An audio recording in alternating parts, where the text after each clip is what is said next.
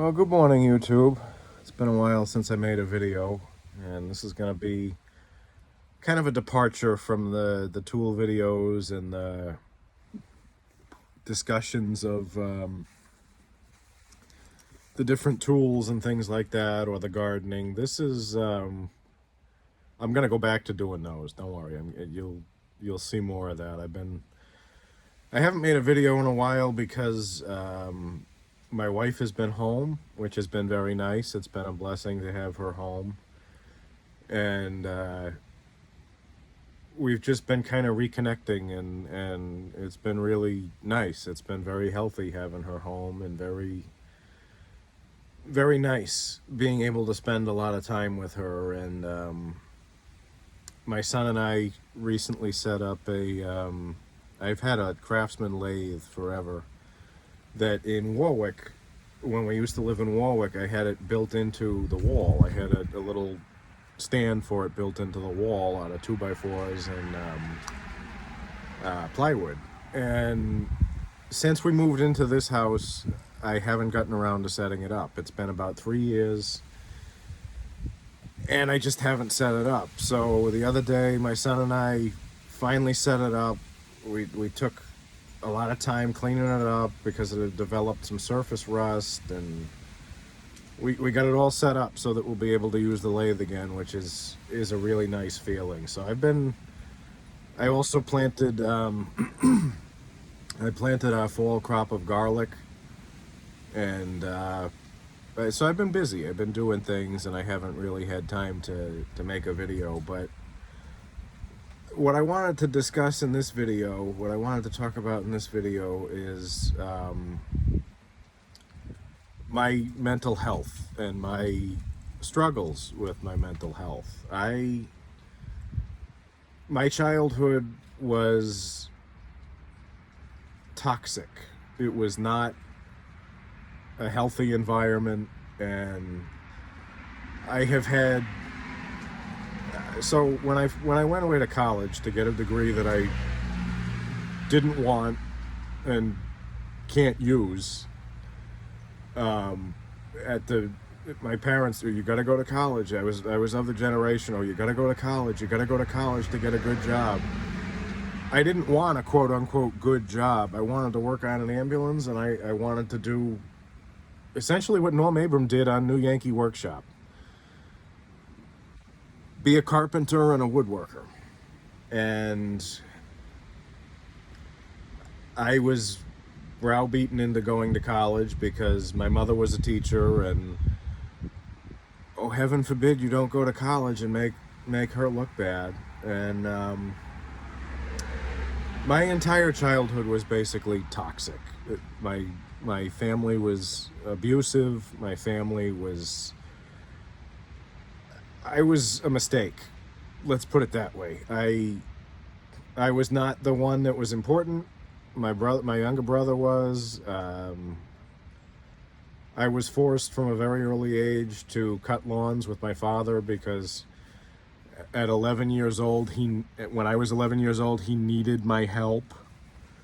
Why a grown man needs an 11-year-old to help him with the job he's supposed to be able to do on his own as a grown man is beyond me. But I'm going to try not to sound too bitter in this video because it's actually a positive thing that I want to talk about.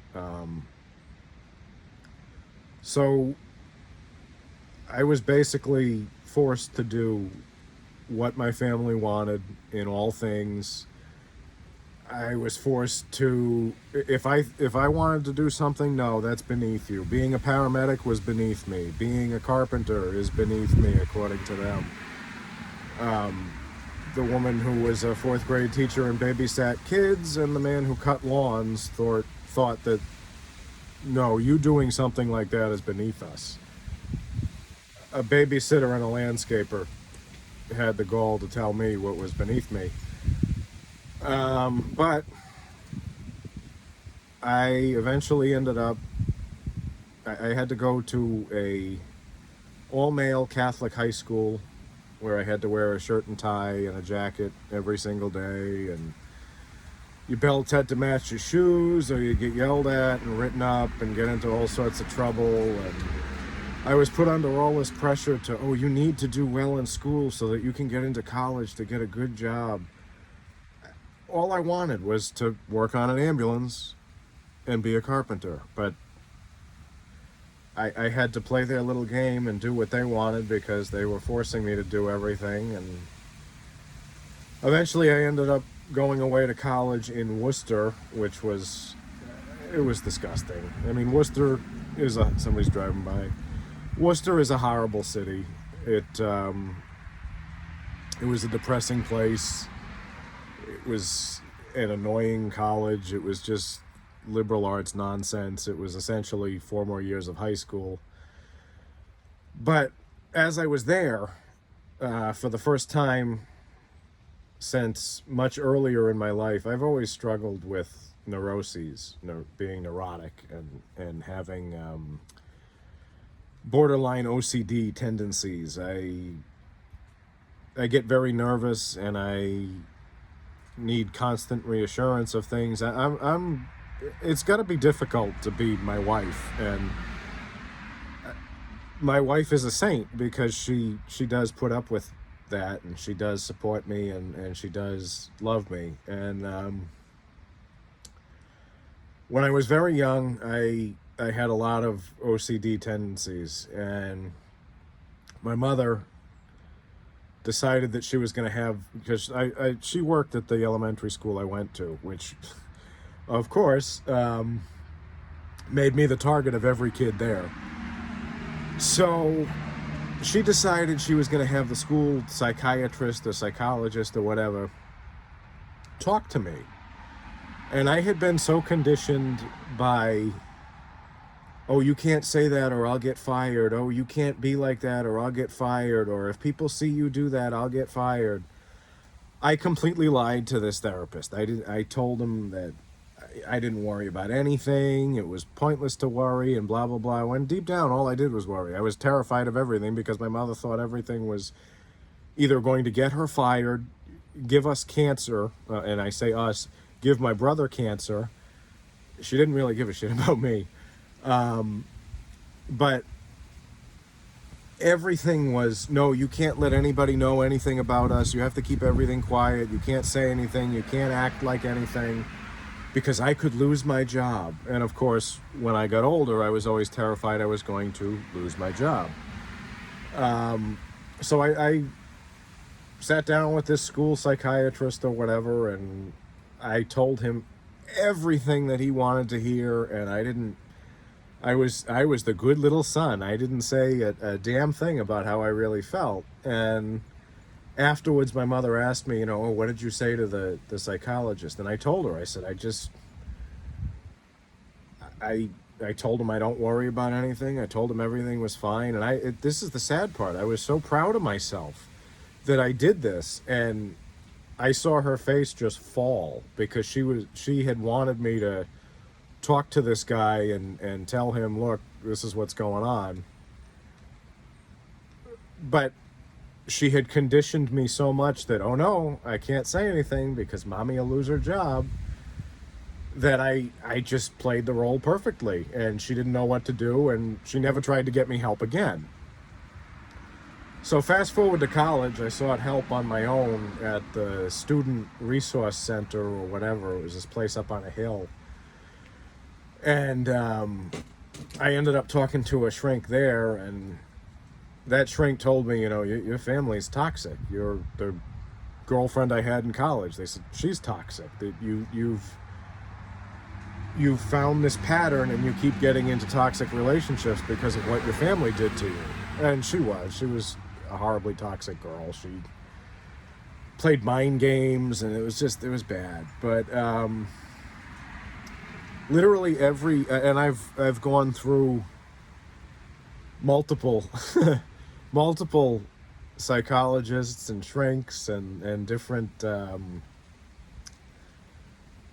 forms of therapy and different forms of medication and self-medication with alcohol and THC, and There's a brief time where I was using pain meds inappropriately, and I've I've been trying to deal with the pain of a very toxic and abusive childhood, compounded by the pain of all of the stuff that you see in 12 years as an urban 911 paramedic. And about 6 months ago, six months, I think, I decided that I was going to seek. I had been talking to. So, when I moved in here, into this house, obviously there's a church right across the street, of which I'm a member, of which I'm the night watchman, and the guy who takes care of the gardens and the clothing donation shed. I've gotten very involved here, but when I first moved in here, I was looking for something. I was looking for a relationship with God and a relationship with Jesus, and the pastor helped. The assistant, he was then the assistant pastor, he's now the pastor. He helped me move in a U-Haul truck worth of stuff, and he invited me to go to a chili cook-off, something involving chili. It was a group. It was the men's group had all made different chilies, and you tried them, and you voted on which one was your favorite. And I mainly went because I felt guilty that this guy had helped me move in. And I found that all these guys in the men's group were good people. They were really nice people. And the guy who was the head pastor at the time, who has since retired, is also a licensed therapist. He went to school to be a therapist, and I began going to talk therapy with him. And he is the only therapist that I've been able to stick with. And he's the only therapist that has actually helped me. And he moved back to Amish country in Pennsylvania. He's not Amish, but he lives with them. Not with them, like he has his own house. They're like his neighbors. And I still talk to him on the phone frequently. I still do therapy sessions with him on the phone. And it has been a long time. After I left the ambulance years ago, I had a nervous breakdown, and I ended up in Butler Hospital, which is it's the only psych hospital in Rhode Island. And I did a day program where I went there for like 5-6 hours a day, and they tried me on all different sorts of meds, and I did a lot of talk therapy and this and that. I have been on every psych med you can possibly imagine, and none of them worked because I had been conditioned and raised to think that mental illness was weakness and psychological care was nonsense and that kind of stuff, and I didn't give any of it a shot. And for years I medicated myself with THC and alcohol, and finally, around the same time I gave up the THC for good, I decided talk therapy is not enough. I need to try something different. I need to be on some form of medication to help me with this, which my wife has told me for years and encouraged me to do this. And so I went online. My wife has this little app that she installed on my phone that was our insurance, where you could go through and see who's covered as far as psych providers. So I found this place with this very nice woman from I don't know where she was from, but she had some sort of a Caribbean accent, like that really musical, beautiful accent that native islanders have, like the you know what it sounds like. I'm not going to insult them by doing an impression of it. But she was this nice black woman around my age with this beautiful accent, and she was very calm, very kind. She put up with a lot of. I'm very resistant to therapy, even if I know it's good for me. And she was able to talk me through it and help me get through it. And she put me on Prozac and Buspar during the day. Buspar to help with the OCD and Prozac to help with the depression that literally everyone in my family has suffered with, unmedicated, and Trazodone to sleep at night because I wasn't sleeping. I can't begin to describe how much that has changed my life. I used to have obsessive tendencies that had gotten really bad, and that's actually why I decided to seek treatment again. Well, I may as well just tell you the whole thing. I was convinced that I had some sort of throat cancer, and I would look multiple times a day, thousands of times a day, with a little flashlight in my throat and look for it as if I would know what it even looked like. And to preface this, I have seen a dentist and an oral surgeon. Both of them have looked in my throat. My wife, who has extensive medical experience, has looked in my throat. I don't have throat cancer. I never did, and I don't have it. And it was something that I was obsessing about because... Ooh, I hear a siren. When I was younger, my mother was convinced that everything was cancer because OCD is genetic. And it sounds like a cop. I think it is. We'll see in a minute when it comes by. Like I said, my mother was obsessed with cancer, so it's one of those things that kind of got passed on to me, this OCD thing. And is it a cop? Let's see. This will be fun. Let's see if I'm right. You can see with me. Oh, it is.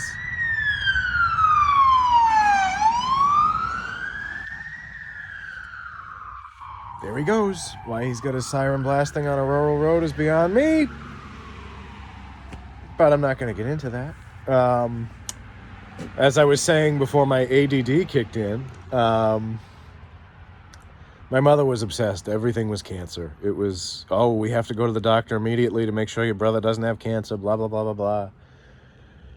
So that's a fear that got passed on to me. And I was getting really, really bad with it. And I knew it was not mentally healthy, so I sought care. And I got put on these meds, and they helped quite a bit. And eventually, for whatever reason, my shrink that I had, the nice lady with the Caribbean accent, moved on to another practice. Maybe they were giving her more money. Maybe she got better benefits. I don't know. And they ended up setting me up with another guy, a Latino guy who's actually in Texas. And I meet with him once a month on the internet, on the phone.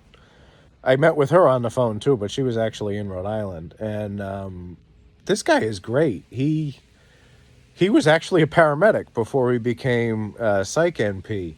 So I can tell him, I woke up last night thinking I had to go on a call, and he totally gets it.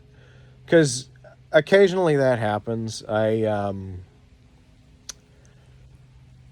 I'll wake up in the middle of the night for whatever reason, and I'll sit there in bed and I'll wait for dispatch to repeat the call, because there'd be a tone, beep, And then, Medic 3, Medic 2, whichever truck I was working, Medic 21, Medic 20.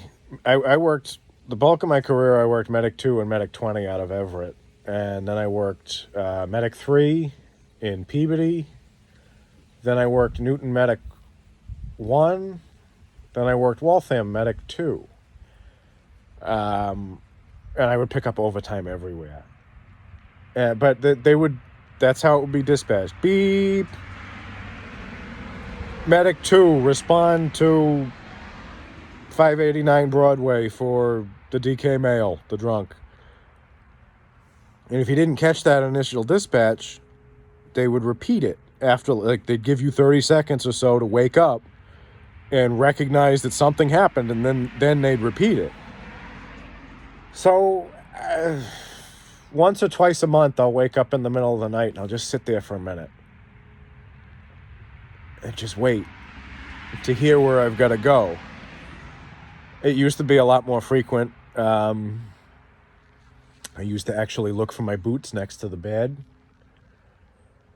And I can tell him that, and he completely gets it. He completely understands it. And he listens to me when I tell him. He wanted to change me from Trazodone to Seroquel to help me sleep. Tried the Seroquel one night, and it just didn't work. It made me nervous. It made me anxious. Oh, my hand's shaking. It made me I didn't like it. I wanted to do the Trazodone, and I explained to him, look, the Trazodone works. I like the Trazodone. I want to stick with it. I've done my own research. This is why I think it's better for me. And the sun's coming out. That feels really nice. And he agreed with me. He said, yeah, that's fine. And so he stuck with me on that. He respected my opinion, and he let me stay with it. And the long and short of it is, I've been medicated for several months now. For about 6 months, 8 months, and I've been taking Prozac, Buspar, and Trazodone, and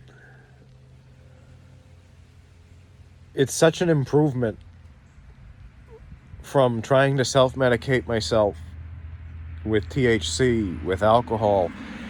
I haven't touched THC in probably 8 months. I haven't had a beer in probably 2 months. I never really had a problem with alcohol, but I used to drink a beer or two a day. There was a time during the height of the plague that I would have a beer with lunch. It's just, I've given all that up. About the only thing I do now is really strong coffee. And I can't begin to describe how much better I feel, how much healthier emotionally and physically I feel.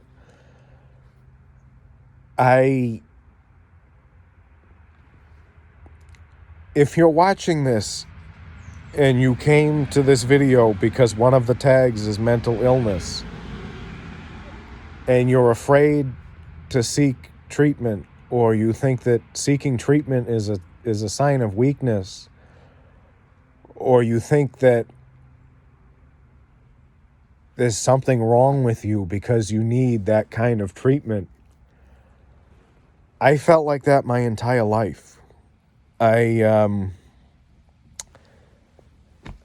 was the tough guy badass. I was a paramedic in a busy 911 system. I averaged a code a shift, and I averaged a stabbing or a shooting a week. Countless overdoses,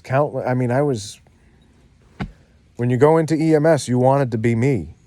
And I'm not saying I was, something magical, but I had the dream in EMS. I was the big tough badass riding around in the ghetto, and I was a street doc, and it was the 911 EMS dream. I worked in the biggest cities in New England. I worked in Boston. I worked in Worcester. I worked in Manchester, New Hampshire. I worked all over the place. And I saw a lot. I did a lot. I was respected by my peers and my coworkers. I was an FTO. I trained people.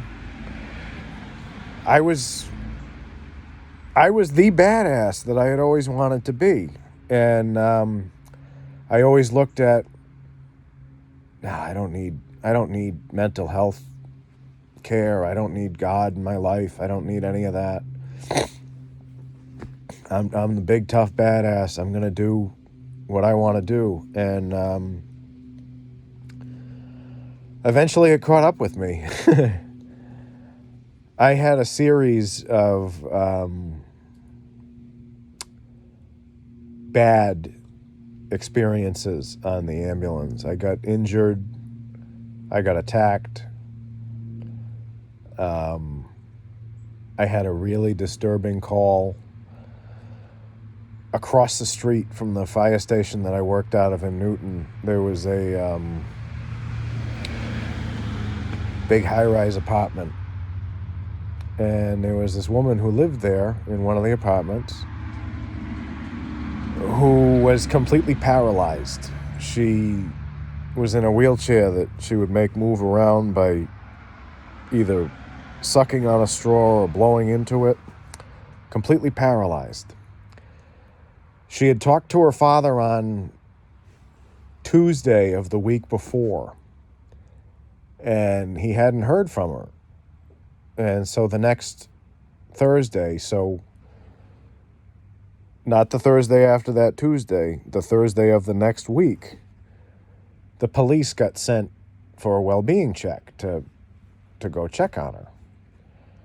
And I could see this apartment building from across the, like, I would sit in the apparatus bay and I would look outside because I like being outside. And I could see this apartment building. I would see this apartment building when I went to go get coffee, when I went to go get food, when I went to whatever. I would see this apartment building. And she had fallen out of her wheelchair shortly after she talked to her father. And she had laid on the floor until the next Thursday. I had been driving by this apartment. I had been going to get coffee. I had been going to get food. I had been going on calls. I had been sitting there looking at the building because I was relaxing when I wasn't doing calls. And she had been laying on the floor. And we got there. The police called us. They said, we think we've got a... The procedure when the police find a dead body in that area is they'll call for the ambulance to come and make sure the body's dead. And we get off the truck, we go inside, we ride the elevator up. The elevator doors open and I can smell dead body. I mean, you do that job, you know what dead body smells like. And we walk down the hall, we go in the apartment, and I'm looking at this woman and she's dead. But I got to make sure. I go down to feel for a pulse. Her eyes open up and and the look of fear, terror, and pain in her eyes is something I still see every day.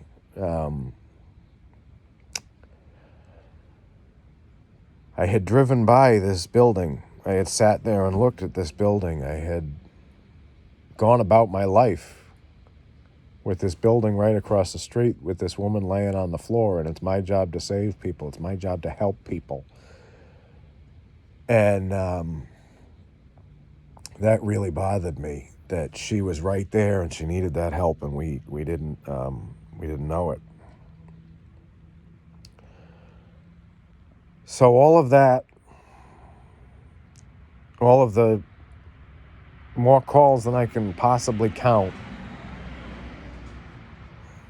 calls from multiple different cities in New England, finding a guy who shot himself with a note that says, "Please take care of my cat because I can't anymore." All of that, coupled with the toxic abuse from my childhood, really took a toll on me. And I had a lot of anger issues, a lot of trust issues, a lot of OCD issues. I had all of these issues, but I refused to seek any kind of treatment because I had been so conditioned to see that that was a sign of weakness and a sign of there's something wrong with you. I can't beg you enough, if you're watching this video, I can't make this clearer to you. It is not a sign of weakness. It is not a sign that there's anything wrong with you. It's a sign that you're human. It's a sign that you need help. It's a sign that if you seek treatment, things will get better. Things will get better if you seek that treatment. It might take you a little time to find a therapist that you have a real connection with. It might take trying a lot of different meds, being put on a lot of different meds. But if you're living the kind of life that I was, a life without faith, I would just tell you, take a moment, stop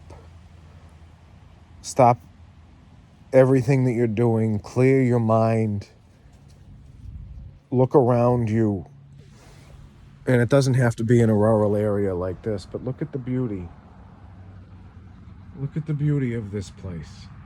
Look at the sky. Look at the trees. Look at whatever is around you, because in some way it's beautiful. And know that a creator who made that beauty around you wants you to enjoy that and wants you to be happy. And one of the tools that you have to be happy, aside from prayer and aside from seeking a personal relationship with that creator, is mental health care. And I find it kind of funny that as I'm saying this, the sun just came down like that. It's not a sign of weakness. It's not a sign that there's something wrong with you. It's a sign that you care about yourself. It's a sign that you care about those that you love. It's a sign that you want to live a better life for yourself and for them and for God.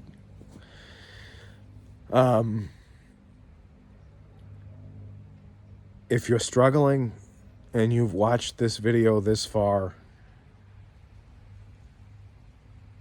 all I can say is take that next step. Talk to your clergy. Find a therapist. Find a psych med prescriber.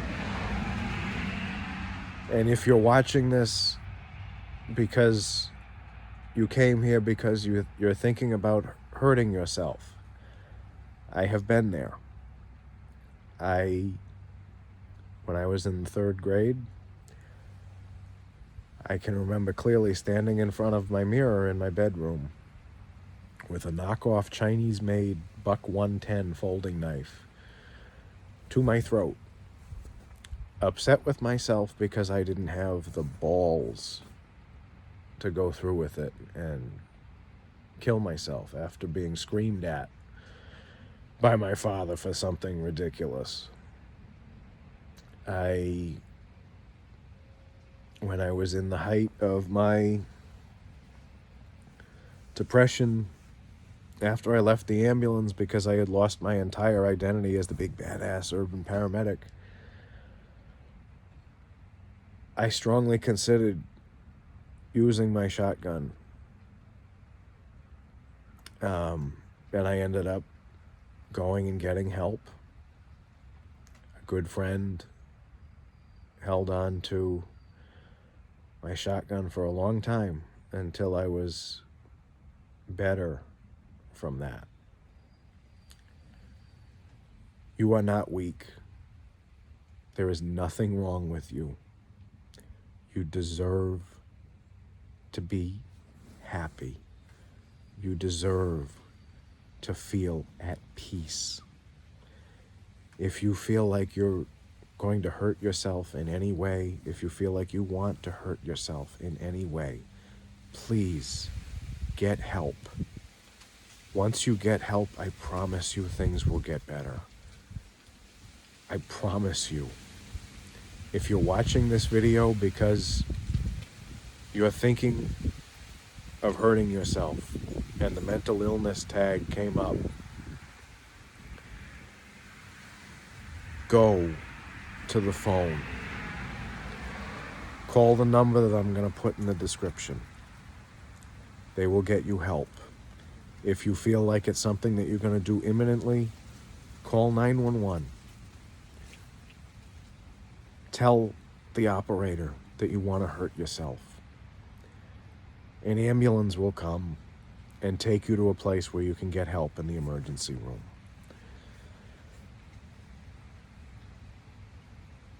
You need to take that step, and I promise you your life will become so much better. I was very depressed, very angry,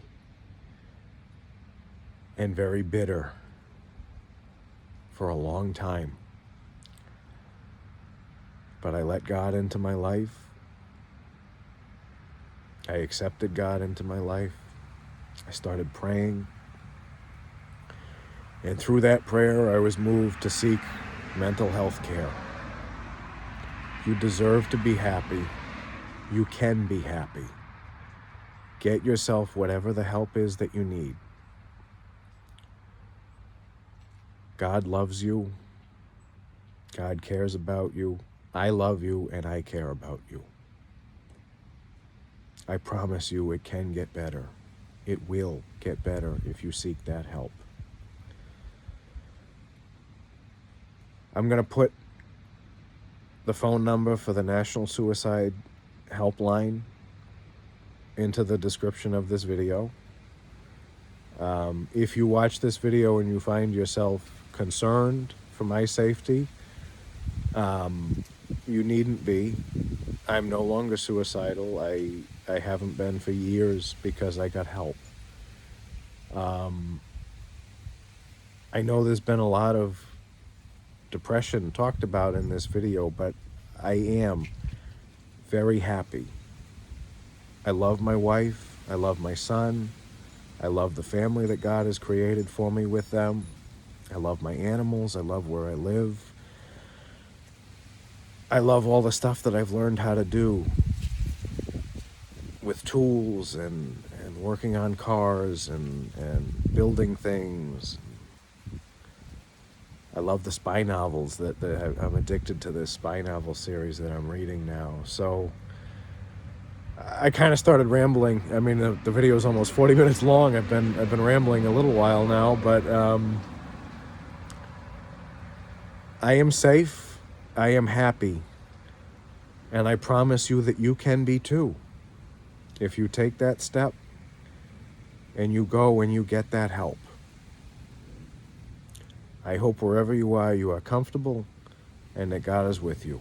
Thank you.